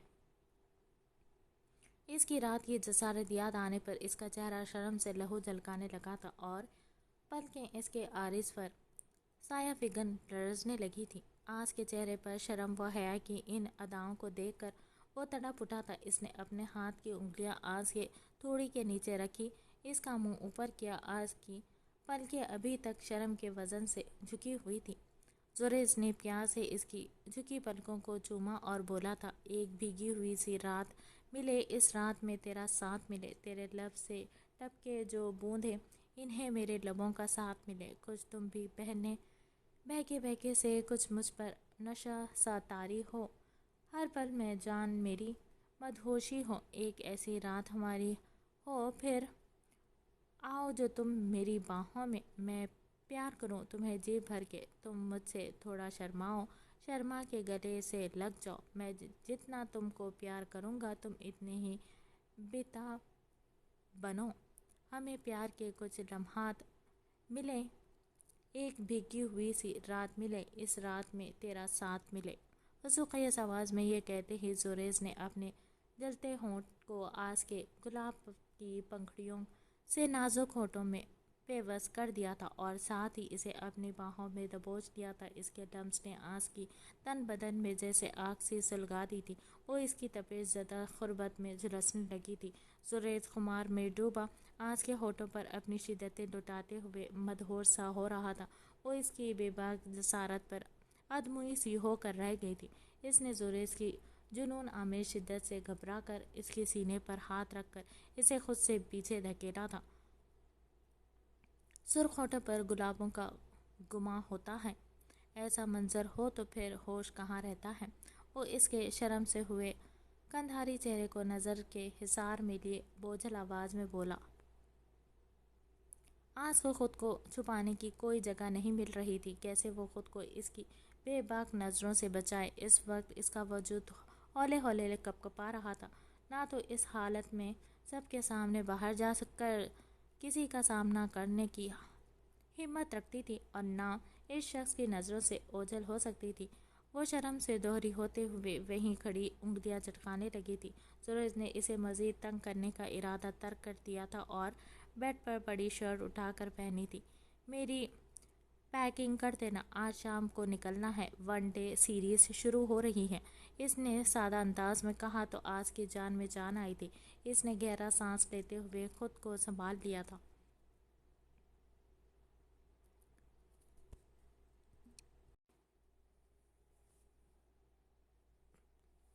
انا ہاسپٹل میں ہی تھی، چاہت اس کے پاس تھی۔ یارم بلوچ، ہاد اور آتش بلوچ تینوں زورس کے ساتھ مل کر ڈاکٹر وحاد کے گھر چلے گئے تھے۔ سسی اور ہادیہ بھی ان کے ساتھ تھیں۔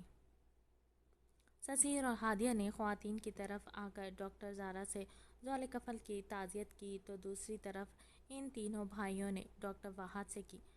محدث یہاں وہاں بھاگتے تدفین کے سارے انتظامات کر رہا تھا۔ وہ خود بھی از حد نڈھال تھا۔ اپنے بھائی کی اچانک موت نے اس سب کو گہرے صدمے سے دوچار کر دیا تھا۔ ڈاکٹر زارا کی حالت تو بہت درگو تھی، رو رو کر ان کا برا حال ہو چکا تھا، کسی کے سنبھالنے نہ سنبھل رہی تھی، سب ان کے غم میں برابر کے شریک تھے۔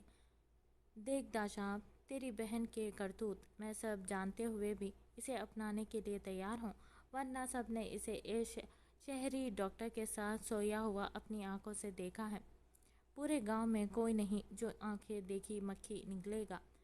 میں تیرا بوجھ بانٹنا چاہتا ہوں، تبھی کہہ رہا ہوں ابھی اپنے گاؤں کے مولوی کو بلاتے ہیں، نکاح پڑھوا دیں اس کا میرے ساتھ۔ صابر آگے بڑھ کر داشاب کی طرف دیکھتے ہوئے سنجیدگی سے گویا ہوا۔ وہ کسی طور بھی ہیر کو گنوانا نہیں چاہتا تھا، اسی ایک بار استعمال کرنے کے لیے چاہیے تھا، اسے نکاح کا جھوٹا ڈھونگ ہی کیوں نہ رچانا پڑے، وہ تیار تھا۔ بعد میں اسے چھوڑ دینے کا منصوبہ بنا دیا تھا اس نے من میں۔ نکاح تو ہوگا مگر تم سے نہیں، اس ڈاکٹر سے جس کی وجہ سے آج میری بہن کی عزت پر انگلیاں اٹھی ہیں، وہ پختہ انداز میں سپاٹ لہجے میں بولا تھا۔ اس کی بات پر ڈاکٹر براق کی نیلی آنکھوں میں حیرت در آئی تھی۔ براق مت ماننا، چل نکل لیتے ہیں یہاں سے، جو ہوا بھول جا۔ اس کی دوست ڈاکٹر جو اس کے ساتھ ہی اسپیشلائزیشن کر کے آئی تھی، وہ بھی حکومت کی طرف سے یہاں اس کی مدد کرنے کے لیے ابھی کچھ دیر پہلے پہنچتے تھے۔ سارے صورتحال جان کر وہ براق کے شانے پر ہاتھ رکھ کر سنجیدگی سے اسے مشورہ دیتے ہوئے بولی تھی۔ میز پر ابھی بھی کھلی پڑی ہے، دیوار پر لگی گھڑی بھی پریشان ہو گئی کہ وقت کیوں تھم گیا ہے۔ خواب بکھرے ہیں، میں بکھری ہوں، تنہائی بکھری ہے، کتابوں پر دھول بکھری ہے، اور تمہارے ہونے کا احساس بھی بکھر چکا ہے۔ ایک تمہارے آنے کی امید کو ہی سنبھال کر رکھا ہوا ہے، اس لیے کمرے کا دروازہ اد کھلا پڑا ہے، تمہارے انتظار میں ایک اور اکیلا دن، ایک گمسم شام اور دھواں سی رات۔ کیسے کروں بیاں اس اداس شام کا کہ جس میں شہر کی ایک سڑک پر اپنے بھائی کے ہمراہ گاڑی میں موجود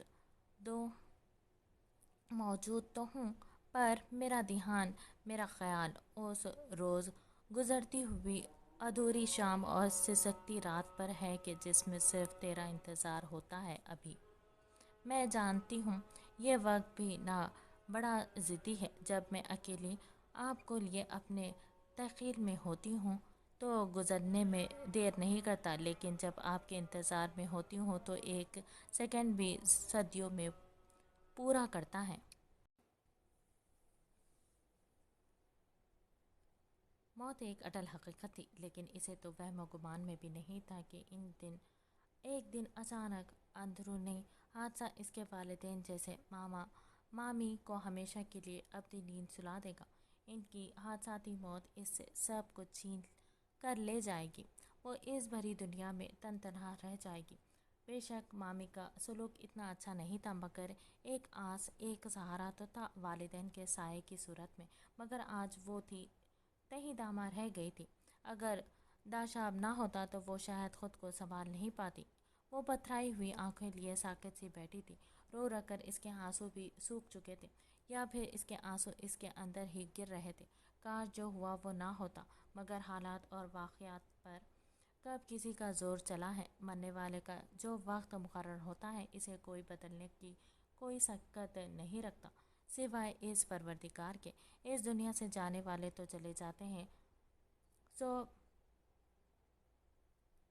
بدستور نظام دنیا جاری و ساری رہتا ہے۔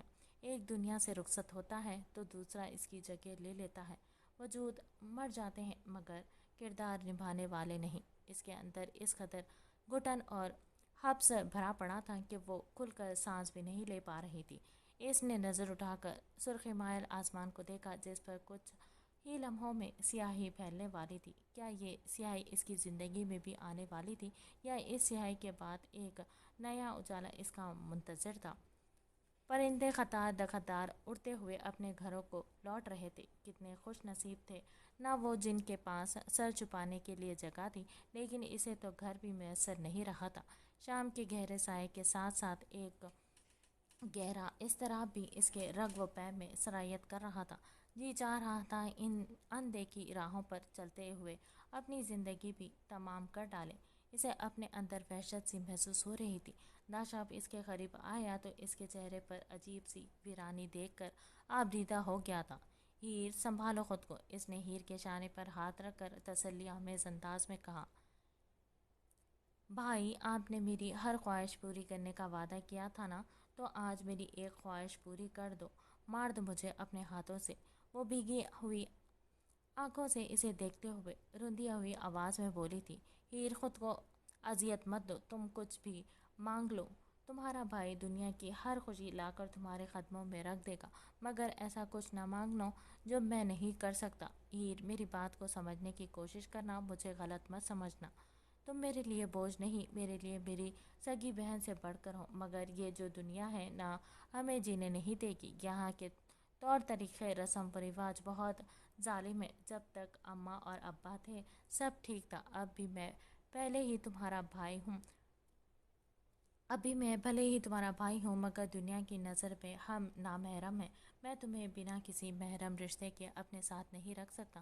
اگر ہم سارے رسم و رواج کی پرواہ کیے بنا ساتھ رہے تو دنیا کے طعنے و تشنے ہمارے وجود چھنی کر دیں گے۔ اس نے دھیمے لہجے میں رسان سے سمجھایا۔ ہیر چونک کر یک ٹک اسے خالی خالی نظروں سے دیکھنے لگی تھی۔ میں نے اپنی بہن کی زندگی کے لیے ایک فیصلہ لیا ہے، کیا تم مجھے اجازت دیتی ہو کہ میں تمہارے لیے کوئی فیصلہ لے سکوں؟ اس نے ہیر کے سر پر ہاتھ رکھ کر شفقت بھرے انداز میں استفسار کیا تھا۔ ہیر نے نم دھندلائی آنکھوں سے اسے دیکھتے ہوئے اسوات میں سر ہلایا تھا۔ دیکھنا ہیر، مجھے پوری امید ہے تمہاری زندگی میں سارے دکھوں کی عمر تمام ہو چکی ہیں، صرف اور صرف خوشیاں بسیرا کرنے والی ہیں۔ آج سے تم ایک نئی دنیا میں قدم رکھنے والی ہو جہاں سب بدل جائے گا، تمہارے ترجیحات بدل جائیں گی، تمہاری زندگی کا ساتھی بدل جائے گا۔ آج مجھ سے وعدہ کرو، آج کے بعد تم کبھی بھی نہیں رو گی۔ مجھ سے وعدہ کرو کہ اپنی آنکھوں میں کبھی آنسو نہیں آنے دو گی۔ وہ اس کی آنکھوں سے آنسو پوچھتے ہوئے بولا تھا۔ تمہاری راہوں سے کانٹے چن کر انہیں پھولوں سے بھر دینے والا مہربان آ چکا ہے، جو اپنی قوت بازو پر تمہیں دنیا کی ہر چیز دینے کی سخت رکھتا ہے۔ تمہیں بس اب اپنے حصے کی خوشیاں سمیٹنی ہیں۔ اپنے دل کی غبار نکال دو اور خوشیوں کو اندر آنے کی اجازت دو۔ خدا کبھی اپنے بندوں کو اس کے سخت سے زیادہ نہیں آزماتا۔ خدا پر بھروسہ رکھو، اس کے گھر میں دیر ہے مگر اندھیر نہیں۔ تمہیں اس کا گھر آباد کرنا ہے اپنی توجہ اور محبت سے۔ سمجھ رہی ہو نا میری بات؟ داشاب نے نرمی سے اسے سمجھایا تھا۔ کچھ ہی دیر میں گاؤں کے مولانا صاحب آ چکے تھے۔ دونوں طرف سے ایجاب و قبول کا مرحلہ طے ہوا تھا تو داشاب نے براق کے گلے لگ کر اسے آہستہ نم آواز میں مبارکباد دی تھی۔ آج وہ اپنے والدین کو کو دفنا کر آیا تھا اور آج ہی اپنی بہن کو پرایا کر دیا تھا۔ اصل میں خالی ہاتھ تو وہ رہ گیا اور آج ہی اپنی بہن کو پرایا کر دیا تھا۔ اصل میں خالی ہاتھ تو وہ رہ گیا تھا۔ اس کے دل پر جو بیت رہی تھی یہ صرف وہ یا خدا جانتا تھا۔ اب میں سکون سے لوٹ سکوں گا۔ تمہیں مضبوط ہاتھوں میں موجود دے دیا ہے۔ تمہیں مضبوط ہاتھوں میں جو دے دیا ہے، اپنی خبر کرتی رہنا۔ میں نے تمہارے شوہر کا نمبر لے لیا ہے، تمہیں فون کرتا رہوں گا اور ملنے بھی آیا کروں گا۔ وہ اس کے سر پر ہاتھ رکھ کر بولا تو ہیر اس کے ہاتھ کو اپنی آنکھوں سے لگائے پھوٹ پھوٹ کر رو پڑی تھی۔ پریشان مت ہونا، بیٹیوں کو ایک نہ ایک دن تو خود سے دور کر کے ایک نئے رشتے میں باندھنا تو پڑتا ہے، یہی اس دنیا کا اصول ہے۔ میں تمہاری اچھی اور خوشبو بھری زندگی کے لیے دعا کروں گا۔ خود بھی خوش رہنا اور براق کو بھی خوش رکھنا، اس کی ہر بات ماننا، اس کے ساتھ رہنا ہر وقت۔ وہ تم تک آنے والے ہر طوفان کے سامنے ڈھال بن کر کھڑا ہو جائے گا۔ اس نے محبت پاش نگاہوں سے اسے دیکھتے ہوئے کہا۔ ہیر نے سمجھداری سے سر ہلایا مگر آنسو ٹپ ٹپ اس کے رخساروں کو بھگو رہے تھے۔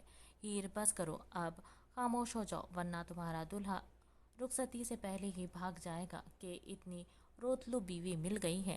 وہ خود پر بند باندھتے ہوئے اس کی ہمت باندھنے کے لیے ہلکے پھلکے انداز میں بولا۔ میں نے نہیں جانا کسی کے بھی ساتھ۔ وہ نہ روٹھے انداز میں سوں سوں کرتے ناک کو سکیڑ کر بولی۔ پاگل، جانا تو پڑے گا نا۔ ہیر نے نظریں اٹھا کر سامنے دیکھا تو سینے پر ہاتھ باندھے پرشوک نگاہوں سے اسے ہی دیکھ رہا تھا۔ اونچا لمبا قد، ورزشی جسامت، سرخ و سفید رنگت، مغرور ستوانہ آنکھ، نیلی سمندر جیسی گہری شفاف آنکھیں، ترشیدہ ہوئی مونچھیں، تلے انابی لب باہم پیوست تھے۔ جینز اور شرٹ میں ملبوس وہ کوئی یونانی دیوتا لگا تھا۔ اسے اس کے دل کی دنیا کا رانجھا تھا۔ کیا کبھی خواب بھی حقیقت میں ڈھل جاتے ہیں؟ اسے اپنی قسمت پر یقین کرنا دوبھر ہو گیا تھا۔ اس نے بلا اختیار ہی اپنے لبوں کو اپنے پورے سے چھوا تھا۔ اسے سامنے دیکھ کر پل بھر میں خیالات نے بھی نیا رخ اختیار کر لیا تھا۔ سوچوں کا دھارا بدل گیا تھا۔ کچھ لمحوں قبل وہ غم کی تصویر بنی بیٹھی تھی اور اب کسی اور کے ساتھ نیا رشتہ جڑ جانے سے کہیں نہ کہیں اس کے خیالات کا رخ بدل گیا تھا۔ اسے وہی پل یاد آئے تھے جب اس نے پہلی بار اسے چھوا تھا۔ ہیر نے فوراً سے پیشتر نظریں جھکا لی تھی۔ یکالخت اس کی آنکھوں کے سامنے اس کی ماما مامی کے چہرے لہرائے تھے تو پھر سے اس کی آنکھیں بھیگنے لگی تھیں۔ ہیر کے لیے یہ تمام لمحات درد کے تھے، جیسے سارا وجود جیسے کسی پھوڑے کی طرح دکھنے لگا تھا۔ آج اس کی شادی کے دن اس کے والدین کا سایہ اس کے سر پر سلامت نہیں رہا تھا، نہ ان کی دعائیں ملی تھی۔ کیسی دلہن تھی وہ، نہ ہاتھوں پر مہندی لگی تھی اور نہ نیا سہاگ کا جوڑا۔ سونی کلائیاں، ہمیشہ وہ اپنی کلائیوں کو کانچ کی چوڑیوں سے سجائے رکھتی تھی مگر اس صابر نے اس کی چوڑیاں بھی توڑ دی تھی۔ کوئی بھی ہار سنگار نہ تھا مگر وہ پھر بھی دلہن تھی۔ ڈاکٹر براق بلوچ کے نام سے منسوب ہو گئی تھی۔ اسے کچھ علم نہیں تھا کہ وہ وقتی و عارضی پناہ گاہ میں جا رہی ہیں یا کل مدت کے لیے۔ میری بھولی سی ہیر، دیکھ تجھے خدا نے کتنا سمجھدار شوہر دیا ہے۔ خدا کی مہربانی اور دین پر اس کا شکر ادا کرتے ہیں، روتے نہیں۔ داشاب نے اسے روتے دیکھ کر پیار بھرے ڈپٹ پلائی تھی۔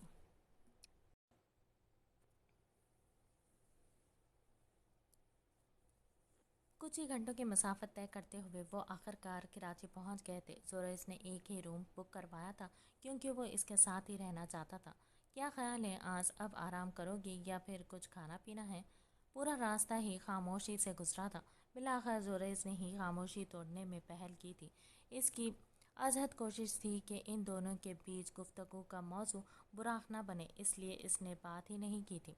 میں سوؤں گی، بہت تھکی ہوئی ہوں، بہت نیند آئی ہوئی تھی سارے راستے مجھے۔ اس نے سینڈلز سے اپنے پاؤں آزاد کروائے تھے اور جا کر فوراً سے بیڈ پر بیٹھ گئی تھی۔ ہاں ہاں، تھک تو گئی ہوگی، آخر کار ایئرپورٹ تک ڈرائیونگ بھی آپ نے ہی کی ہے اور پلین بھی آپ ہی اڑا کر لائی ہیں، اور یہ سامان ہمارا کون نکال کر کبرڈ میں رکھے گا؟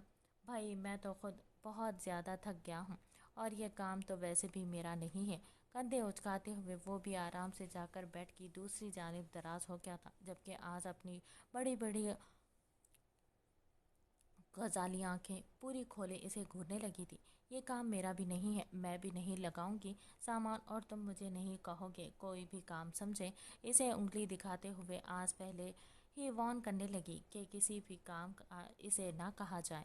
تمہیں نہیں تو اور کسے کہوں گا؟ اور پھر تم نے مجھے تم کہا اچھی بیویوں کی طرح ذرا عزت سے پیش آؤ۔ آپ کہو نہیں تو لگاتا ہوں ہادیہ چچی کو فون۔ آج کی اٹھائی ہوئی انگلی کو اپنی انگلی میں جکڑتے ہوئے وہ زوریز روبرو ہوا تھا۔ تمہاری ان چھوٹی موٹی دھمکیوں سے ڈرنے والی نہیں ہو، لگاؤ جسے مرضی شکایت لگانی ہے۔ انگلی اس کی گرفت سے آزاد کرنے کی کوشش میں مصروف تھی، ساتھ ساتھ اسے دھمکا بھی رہی تھی۔ تمہاری ان چھوٹی موٹی دھمکیوں سے ڈرنے والی نہیں میں، باریک سی آواز نکالتے ہوئے وہ آس کی بھرپور نقل اتارنے کی کوشش کرنے لگا، ساتھ میں اس کی انگلی کے ساتھ اب آس کا ہاتھ بھی زوریز اپنے ہاتھ میں پکڑ چکا تھا۔ غیر ارادی طور پر دونوں ایک دوسرے کے بہت قریب آ چکے تھے، لیکن لڑائی میں ایک کو بھی محسوس نہیں ہوا۔ خیر، خبردار جو میری نقل اتاری تو میں ابھی تائی امی کو کال کر کے بتاتی ہوں کہ تم مجھے یہاں لا کر مجھ سے کام کروا رہے ہو، اور نہ کچھ کھلایا پلایا، بس سو جاؤ اور چھوڑو میری بازو۔ معصوم سی لڑکی کی کیا جان لو گے؟ تنہا لڑکی دیکھ کر تم تو شوقے ہی ہو گئے ہو۔ ناک منہ بناتی وہ معصومیت سے اسے دھمکانے لگی تھی۔ تم اور معصوم، جوک آف دا ڈے۔ وہ استہزائی انداز سے ہنسا تھا، لیکن تبھی اسے محسوس ہوا کہ وہ آس کے پاس آ چکا ہے۔ آس کے ہاتھ میں اپنا ہاتھ جکڑا دیکھ کر آس کو عجیب سا احساس ہو رہا تھا۔ اس کے ہاتھ میں اپنا ہاتھ جکڑا دیکھ کر آس کو عجیب سا احساس ہو رہا تھا، جو اس کے دل کو اچھا لگ رہا تھا یا نہیں وہ کچھ اندازہ نہیں لگا پا رہی تھی۔ لمبی لمبی مخروطی شفاف انگلیاں کسی بھی چیز سے آ رہی تھی، ان میں کوئی رنگ کچھ بھی موجود نہیں تھا، پھر بھی خوبصورتی میں بے مثال تھی۔ اس کے ہاتھوں میں لگی مہندی کے دل فریب ڈیزائن میں اپنا نام دیکھ کر وہ چونک گیا تھا۔ مہندی لگائے بیٹھے ہیں کچھ اس ادا سے وہ مٹھی میں ان کی دے دے کوئی دل نکال کے، وہ مدھم آواز میں شعر داغ گیا تھا۔ اس آس نے اپنی ہتھیلی پر غور کیا تو وہ چونک گئی تھی اس پر زوریز کا نام دیکھ کر۔ چوری چوری چھپکے چھپکے صنم ہمیں دل دے بیٹھے ہیں، وہ اپنی مرضی سے شعر پڑھتا اسے خجل ہونے پر مجبور کر گیا تھا۔ یار تو تمہارا بھی ارادہ تھا میرے ساتھ؟ وہ ذو معنی نظروں سے اسے دیکھتے ہوئے بولا، مگر جملہ شرارت سے ادھورا چھوڑ گیا تھا۔ آس کی آنکھیں کی پتلیاں حیرت سے پھیلی تھی۔ زیادہ خوش فہمی میں مت رہنا، میں نے ایسا کچھ نہیں کیا، وہ اسے تیکھے چتونے سے گھورتے ہوئے بولی تھی۔ اس طرح محبت کے وہ پیغام لکھتے ہیں، مہندی سے ہتھیلی پر میرا نام لکھتے ہیں۔ یار، ہاتھ پر مہندی سے میرا نام بھی لکھواتی ہو، پھر انکار بھی کرتی ہو، یہ دوغلا پن کیوں؟ وہ نچلا لب دانتوں تلے دبا کر شرارت سے ہنسا تھا۔ ہر وقت فضول باتیں کروا لو۔ وہ لیٹنے ہی لگی تھی کہ اپنے سر کے نیچے تکیہ درست کرتے ہوئے زوریز نے آس کا تکیہ بھی کھینچ لیا تھا اور دونوں تکیوں کو اوپر نیچے رکھتے اس پر سر رکھ دیا تھا۔ یہ کیا حرکت ہے زی؟ میرا تکیہ مجھے واپس کرو، ورنہ میں سچ میں تائی امی کو تمہاری شکایت لگانے لگوں گی۔ وہ بلا اختیار ہی اس کا وہی دوستانہ نام لے گئی تھی جو پہلے لیتی تھی۔ تکیہ چھن جانے پر وہ انگلی اٹھا کر اسے وارننگ دینے کے انداز میں دانت کچکچا کر بولی، گڈ نائٹ۔ تم نے تکیہ لے کر کیا کرنا ہے؟ ایسے ہی بنا تکیے کے سونے کی عادت ڈال لو، کیونکہ مجھے 2 تکیے لے کر سونے کی عادت ہے۔ جاؤ شاباش، لیٹ کر آرام کرو، ورنہ پھر یہ شکایت لگاؤ کہ ساری رات میں نے تمہیں سونے نہیں دیا، حالانکہ میرا ایسا کوئی ارادہ نہیں۔ اس کی ڈھکی چھپی بات کا مفہوم سمجھتی وہ شرم سے پانی پانی ہو گئی تھی۔ اگر مجھ سے کسی بھی طرح کا خطرہ ہے تو آرام سے اس صوفے پر جا کر سو جاؤ میری جان، آج بہت تھکا ہوا ہوں، ورنہ اس قسم کی سخاوت کا مظاہرہ ہرگز نہیں کرتا۔ وہ بوجھل آواز میں بولا تو آس کے دل نے ایک بیٹ مس کی تھی، बाएं आंख विंग किए शरारत से जोरेस ने सोफे की जानिब इशारा किया तो वह आज दांत पीसने लगी थी। मैं क्यों जाऊंगी इस सोफे पर, जिसे तकलीफ है वो जाए। वो करवट के बल लेट गई थी और चेहरा दूसरी तरफ किए आंखें बंद किए सोने की कोशिश करने लगी। आज को सोए हुए अभी कुछ देर ही हुई थी, लेकिन कुछ अजीब से एहसास से इसकी आंख खुली। इसे खुद पर कोई बोझ सा महसूस हुआ था। अनजान जगह पर खुद को देखकर पहले तो वो कुछ देर तक कुछ समझ नहीं पाई थी, लेकिन जैसे ही दिमाग नींद से बेदार हुआ और अपनी मौजूदगी का एहसास होटल के एक रूम में हुआ तो उसने जल्दी से अपनी जगह से उठना चाहा था, लेकिन जोरेस के कसरती बाजू के हिसार में होने की वजह से वो ऐसा न कर पाई थी। उसने घबरा कर जोरेस की तरफ देखा था, जो बगैर शर्ट के उसके बेइंतहा करीब सो रहा था। उसके एक बाजू पर आस का सर धरा था, जबकि दूसरा आस की कमर के गिर्द लिपटा हुआ था। आस ने बगैर शर्ट के उसके इतने करीब होने पर हया से सुर्ख पड़ते जल्दी से उसका हिस्सा तोड़कर निकलना चाहा था। दोनों के चेहरे इस कदर करीब थे कि वो दोनों की पुरहिद्दत तपिश ज़दा सांसें एक दूसरे को झुलसा रही थी। जब जोरेज ने इसे मजीद खुद में भींच कर ऐसा करने से रोका था। ये क्या कर रहे हो तुम, छोड़ो मुझे। आस उसके हिसाब से निकलने की कोशिश करती चिल्लाई थी। लेटी रहो मेरी जान, कसम से कुछ नहीं कर रहा, सो रहा हूँ सिर्फ। जोरेज उसके खुले बालों में चेहरा छुपाते खुमार आलूद लहजे में बोला। ये क्या बदतमीजी है जी,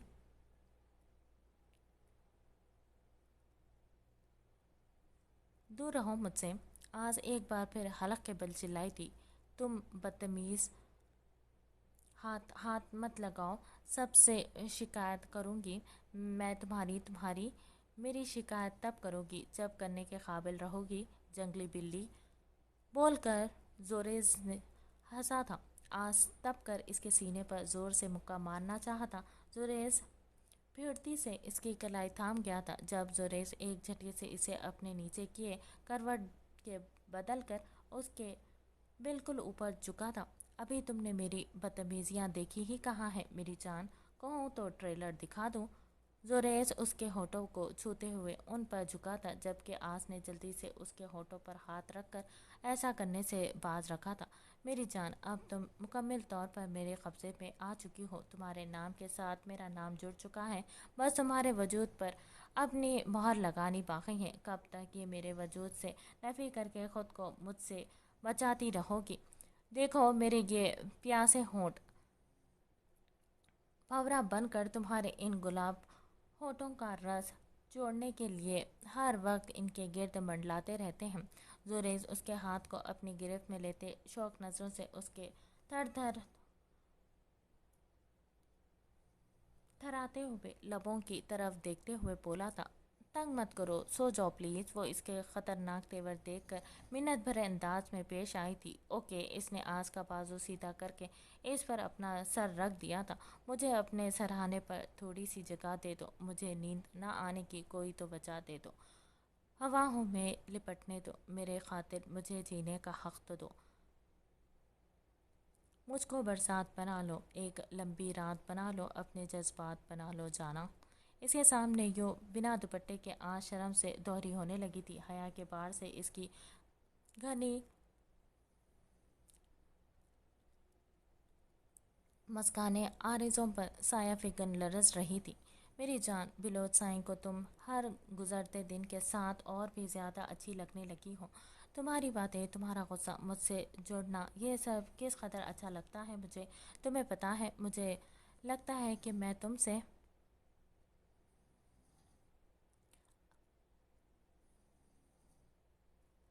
आज को कुछ याद आने पर इसने दोनों हाथ से भरपूर कोशिश करते इसे ज़ोर से धक्का दिया था।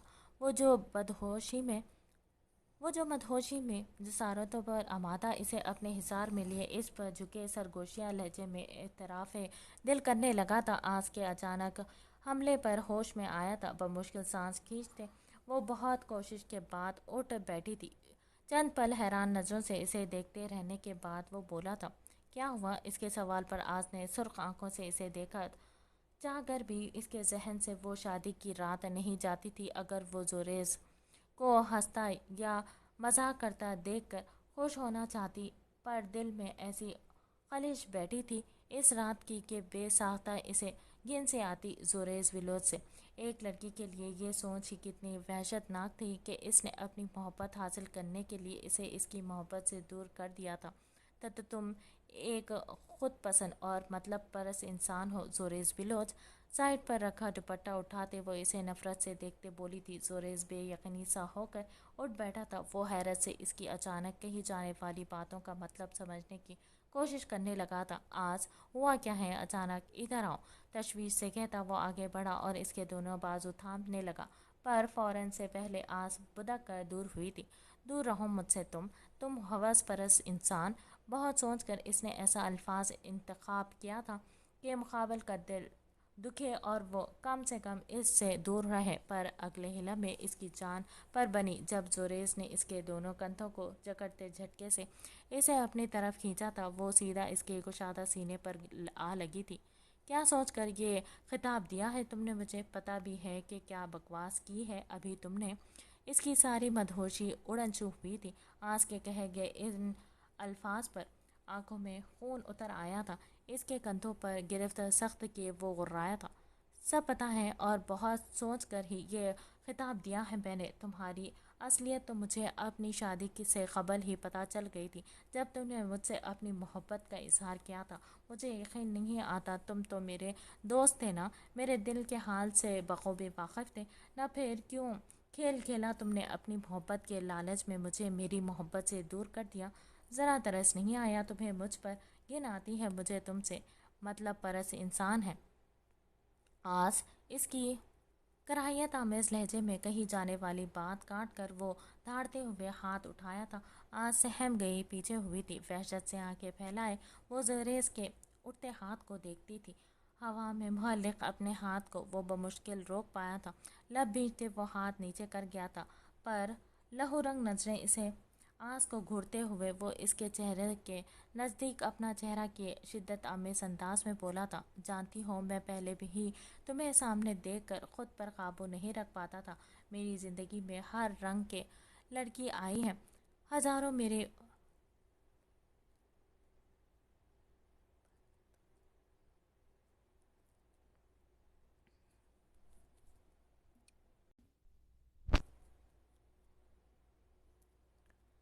ساتھ ایک لمحے بتانے کے لیے ترستی ہیں، مگر آج تک میں کسی سے فزیکل نہیں ہوا۔ اس رات میں پہلی بار تمہارے قریب آیا تھا کیونکہ ہمارے درمیان ایک اٹوٹ بندھن بن چکا ہے۔ میرے پیار کو تم نے ہوس کا نام دے کر اچھا نہیں کیا آج۔ اس شادی کی رات اتفاق سے بھائی کو سیلاب زدگان کی مدد کے لیے کہیں جانا پڑ گیا تھا، تو بابا نے مجھے کہا کہ میں ان کا ساتھ دوں۔ میں اپنی محبت سے دستبردار ہو چکا تھا، تمہاری خوشی میں خوش تھا، مگر میری خدا کو شاید میرے صبر کی ادا بھا گئی، بدلے میں اس نے مجھے میری محبت سے نواز دیا۔ میں نے کوئی کھیل نہیں کھیلا، جو بھی ہوا قدرت کا کرشمہ سمجھو۔ یہ بات اگر تم مجھ سے پہلے پوچھتی تو میں تفصیل سے تمہیں سب سمجھا دیتا، پر اب تمہاری سوچ اپنے بارے میں سن کر کافی خوشی ہوئی مجھے۔ شدت ضبط سے اس کا وجیہہ چہرہ لال بھبوکا ہو رہا تھا۔ دھیمے لہجے میں اپنی بات مکمل کرتا وہ جھٹکے سے اٹھتا ہوا اپنی شرٹ اٹھا کر پہنتے ہوئے روم سے نکلنے لگا۔ آس کو جہاں شرمندگی ہوئی تھی وہیں اندر کہیں دلی خوشی بھی ہوئی تھی، مطلب وہ اس وقت سے کتنا غلط سوچ رہی تھی۔ اسے بے ساختہ اسے زوریز کا ہاتھ پکڑ لیا تھا۔ رکو جی،